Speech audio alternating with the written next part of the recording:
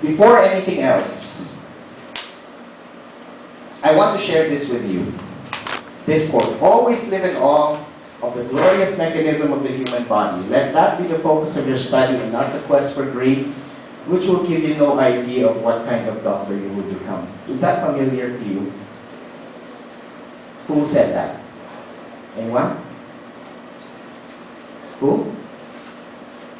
You guys have no idea who said that. Okay? It's this guy. Okay? This is Dr. Hunter Patch Adams. Okay? So Patch Adams was portrayed in a movie by the late Robin Williams. Okay? Very, very good movie to watch because it will actually give you an insight of what you are doing. You know, I'll tell you this. The truth is, when I was a student here at EAC, I was more clueless than most of you. Okay, a lot of you already look like you're clueless. Okay, just the looks alone. I can see you're clueless. I was worse than you. Most of you bring books and other things here. The only thing I ever brought to school was 3 pieces of yellow paper and a ballpoint pen. That's the only thing I brought to school. Not because I'm a genius, because I didn't even know if I wanted to be in med school. So I decided, okay, I'll go through the 4-year ride. Graduated, and I still did not know if I wanted to be a doctor. But it was only when I decided that I was meant to be here, everything became clear. I started having an interest in how the human body works. Now, all of us here may have different religions. Okay? Some of us may believe in different gods.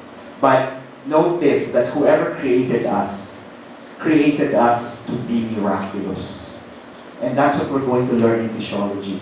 The miracle of how our body works. Are you guys taking up histology? Yeah, you have histology, right? So you know the difference between squamous cells and cuboidal cells, or columnar cells. What do columnar cells do? I'm sorry?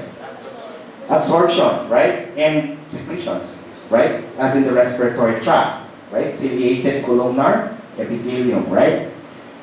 And our skin is squamous epithelium for, what's the squamous epithelium for? Protection against harsh elements. Imagine if our Creator gave our skin columnar cells instead of squamous. What would our skin look like? Like salamanders. Yeah, will they be like salamanders? Wow, very good word, salamander. I've never heard. I haven't heard that word in a long time, except when I teach biology. But very good analogy. You guys know what salamander is, right? Okay, very good. So it would be like amphibians. Slimy skin. Would you like that? You shake hands with someone slimy, right? Or how about our brain? How we were made to be intelligent.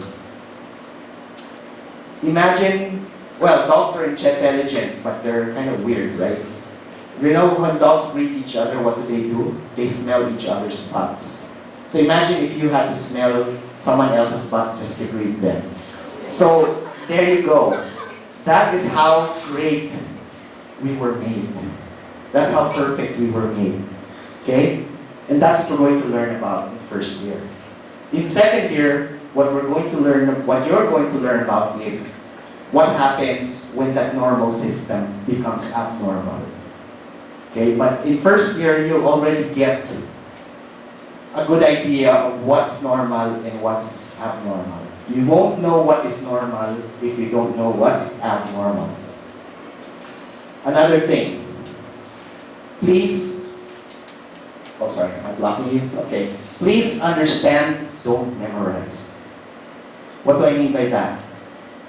I know you have a lot to memorize, but you will never memorize these things if you don't understand them first. Okay? Because any fool can know, but the point is to understand. And one of the smartest men in the world said that, Albert Einstein. Okay? So please, remember this. My purpose here in teaching physiology is for you to understand how the body works. Because if you understand how it works, when it malfunctions, you know why it malfunctioned. Okay? So you already know this, right? The SA node, the AV node, the ventricles, they all have their own inherent rates. Okay? What's the normal heart rate? Okay. In unison, what is it? 60 to 100 beats per minute. Okay, that's our range. Because the main pacemaker is the SA or the sinoatrial node. Was it discussed why the SA node is the main pacemaker? Was it discussed why it is? Remember this, the only way to learn is to ask why. Why is it the main pacemaker? Anyone?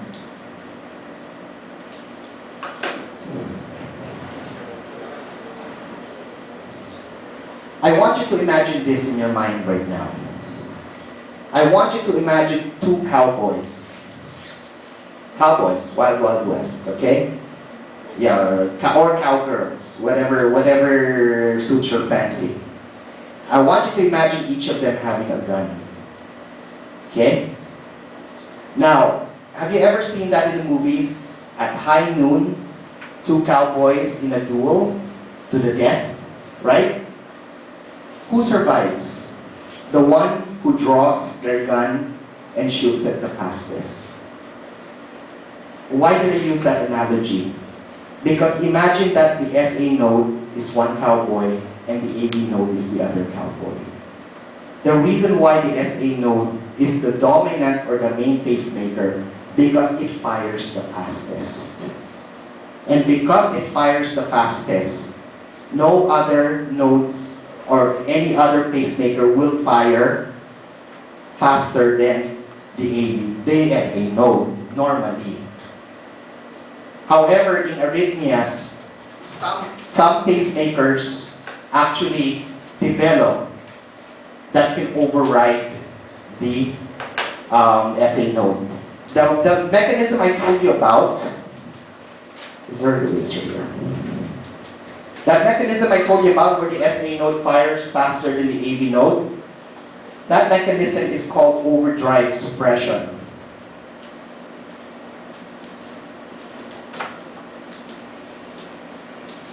Overdrive suppression.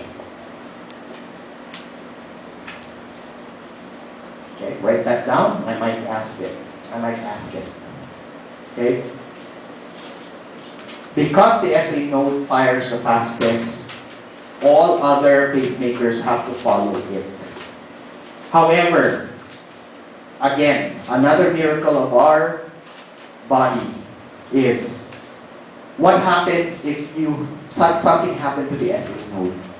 What if we have a myocardial infarction, a loss of blood supply that kills the SA node? Who takes over next? That's the AV node. Okay? And if you are the most unluckiest person in the world and something happened to your AV node as well, who takes over next? The ventricles or the Purkinje fibers. Okay? And at that rate, what would your heart rate be at that point? 15 to 40. But at least you're still alive, right? It's just that your heartbeat is a lot slower than normal. So the first rhythm we talk about is the normal sinus rhythm, where the SA node initiates the pacemaker impulse that goes to the atrial pathway to the AV node, the bundle branches, okay, and the Purkinje fibers in the ventricles. Normal sinus rhythm, or NSR, is the normal type of rhythm on the ECG. Okay? It's what you've been studying about most of the time. Remember that for something to be called normal sinus rhythm, your atrial and ventricular rates should be between 60 to 100. If it is less than 60, it is no longer normal. If it's more than 100, it's no longer normal. Another parameter